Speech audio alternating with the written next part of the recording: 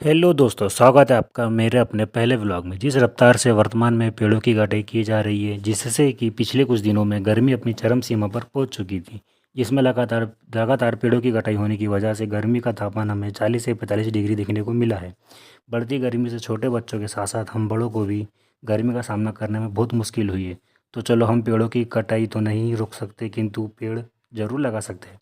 तो चलो आइए, हम पेड़ लगाने और पर्यावरण को बचाने की एक छोटी सी शुरुआत करते हैं।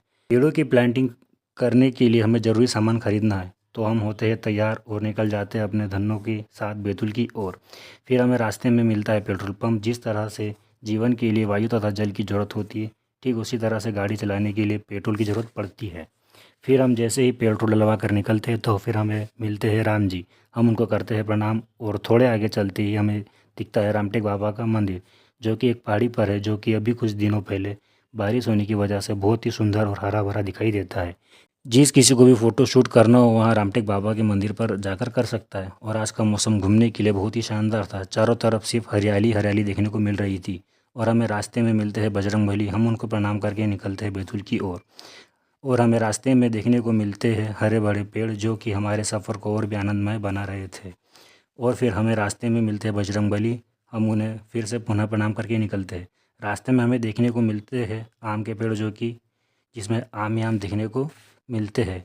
फिर हम पहुंचते हैं किला खंडारा, जो कि एक बहुत ही सुंदर गांव है। गांव पहुंचते ही हमें देखने को मिलती है कुछ दुकानें और एक तालाब, जो कि गर्मी के दिनों में सूख चुका था, किंतु कुछ दिनों की बारिश से थोड़ा पानी भर चुका था।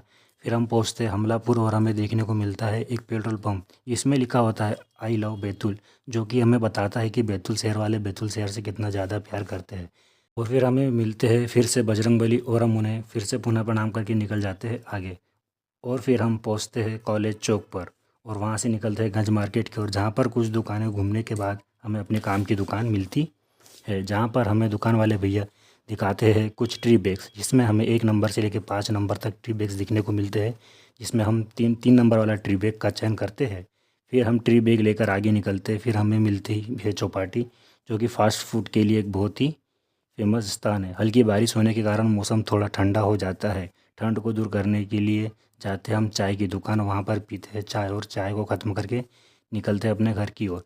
और फिर हमें रास्ते में देखने को मिलती है एक बहुत ही सुंदर कलाकृति, जो कि पूरे वेस्ट मटेरियल का यूज़ करके बनाई होती है। जब भी हम कहीं जाते हैं, अगर रास्ते में कोई स्कूल दिखाई दे तो अपने वाहन की रफ्तार कम कर ले, क्योंकि स्कूल के बच्चे कभी भी वाहन के सामने आ सकते हैं। फिर हमें आगे जाते ही मिलती है स्कूल बस। हम चलने लगते हैं बस के पीछे पीछे। फिर हम करते हैं हमारे व्लॉग को समाप्त। और हाँ, अगर आप गर्मी से बचना और पर्यावरण को बचाना चाहते हो, तो एक पेड़ अवश्य लगाएं।